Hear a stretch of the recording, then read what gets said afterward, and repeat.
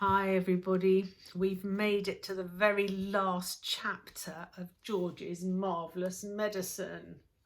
Amazing. I've loved reading this book. It's one of my favourites. I think you've probably gathered that. And the last chapter is called Goodbye Grandma.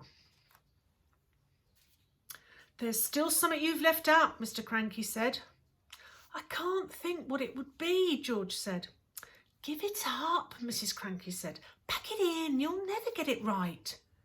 Mr. Cranky looked very forlorn. George looked pretty fed up too. He was still kneeling on the ground with the spoon in one hand and the cup full of medicine in the other. The ridiculous tiny brown hen was walking slowly away. At that point, Grandma came striding into the yard from her enormous height. She glared down at the three people below her and she shouted, What's going on round here? Why hasn't anybody brought me my morning cup of tea? It's bad enough having to sleep in the yard with the rats and mice, but I'll be blowed if I'm going to starve as well. No tea, no eggs and bacon, no buttered toast. I'm sorry, Mother, Mrs. Cranky said. We've been terribly busy. I'll get you something right away. Let George get it, the lazy little brute, Grandma shouted. Just then the old woman spotted the cup in George's hand. She bent down and peered into it. She saw that it was full of brown liquid. There's Grandma. Do you see? She's staring down at them from her great height, still stick thin.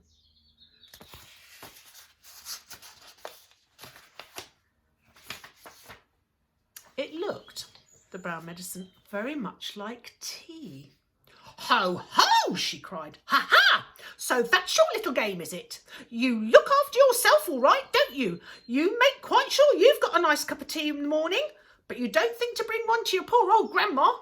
I always knew you were a selfish little pig. No, Grandma, George said. This isn't... Don't lie to me, boy, the enormous old hag shouted. Pass it up here this minute. No, cried Mrs. Cranky. No, Mother, don't. That's not for you. Now you've turned against me too, shouted Grandma. My own daughter trying to stop me having my breakfast, trying to starve me out. Mr. Cranky looked up at the horrid old woman and he smiled quite sweetly. Of course it's for you, Grandma, he said. You take it and drink it while it's nice and hot. Don't think I won't, Grandma said, bending down from her great height and reaching out a huge, horny hand for the cup. Hand it over, George. No, no, Grandma, George cried out, pulling the cup away. You mustn't. You really must not have it. Give it to me, boy, yelled Grandma. Don't, cried Mrs. Cranky. That's George's Marvellous. Everything's George around here, shouted Grandma. George this, George that.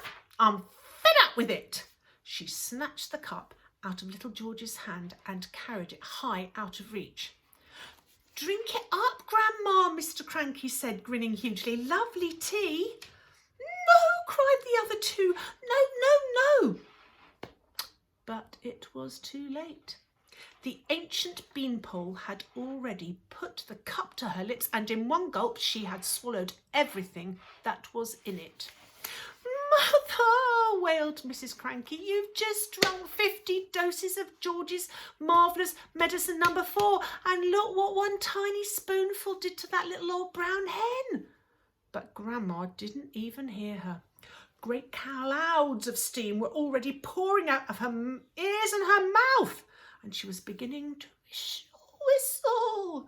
This is going to be interesting, Mr. Cranky stood still grinning. Now you've done it, cried Mrs. Cranky, glaring at her husband. You've cooked the old girl's goose. I didn't do anything, Mr. Cranky said. Oh, yes, you did. You told her to drink it. A tremendous hissing sound was coming from above their heads. Steam was shooting out of Grandma's mouth and nose and ears and whistling as it came. She'll feel better after she's let off a bit of steam, Mr. Cranky said. She's going to blow up, Mrs. Cranky wailed. Her boiler's going to burst. Stand clear, Mr. Cranky said. George was quite alarmed. He stood up and ran back a few paces. The jets of white steam kept squirting out of the skinny old hag's head, and the whistling was so high and shrill it hurt the ears. "Call the fire brigade," cried Mrs. Cranky. "Call the police! Man the hose pipes!" "Too late," said Mr. Cranky, looking pleased. "Grandma!" shrieked Mrs. Cranky. "Mother! Run to the drinking trough and put your head under the water." But even as she spoke, the whistling suddenly stopped and the steam disappeared.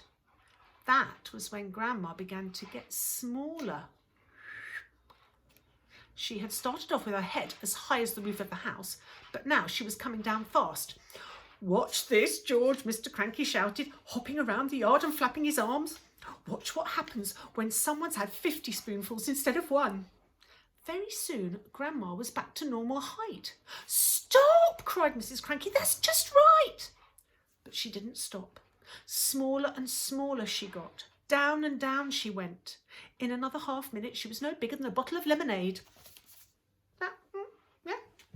"How do you feel, Mother?" asked Mrs. Cranky anxiously. Grandma's tiny face still bore the same foul and furious expression it always had. Her eyes, no bigger now than like little keyholes, were blazing with anger. "How do I feel?" she yelled. "How do you think I feel? How would you feel if you'd been a glorious giant a minute ago and suddenly you're a miserable little midget?" "She's still going," shouted Mr. Cranky gleefully. "She's still getting smaller." And by golly, she was. When she was no bigger than a cigarette, Mr. Cranky made a grab for her. She held her in her hands and she cried, "How do I stop her getting smaller still?" "You can't," said Mr. Cranky. "She's had 50 times the right amount." "I must stop her," Mrs. Cranky wailed. "I can hardly see her as it is." "Catch hold of each end and pull," Mr. Cranky said. By then, Grandma was the size of a matchstick and still shrinking fast. A moment later, she was no bigger than a pin, then a pumpkin seed, then smaller, smaller, smaller, until... "Where is she?" cried Mrs. Cranky. "I've lost her." "Hooray!" said Mr. Cranky. "She's gone, she's disappeared completely," cried Mrs. Cranky. "That's what happens to you if you're grumpy and bad-tempered," said Mr. Cranky. "Great medicine of yours, George. Well done." George didn't know what to think. For a few minutes, Mrs. Cranky kept wandering around with a puzzled look on her face, saying, "Mother, where are you? Where have you gone? Where have you got to? How can I find you?" But she calmed down quite quickly, actually, and by lunchtime she was saying, "Oh, well, I suppose it's all for the best, really. She was a bit of a nuisance around the house, wasn't she?" "Yes," Mr. Cranky said, "she most certainly was." George didn't say a word. He felt quite terribly and quite trembly. He knew something tremendous had taken place that morning. For a few brief moments, he had touched with the very tips of his fingers the edge of a magic world. And that is the end of the story. So in the end, the medicine does the trick and teaches Grandma a very, very big lesson. And Grandma is no more. Happy days. I think I'll have to find another book to read to you. Next week, Elaine's going to be reading. Lots of really great stories.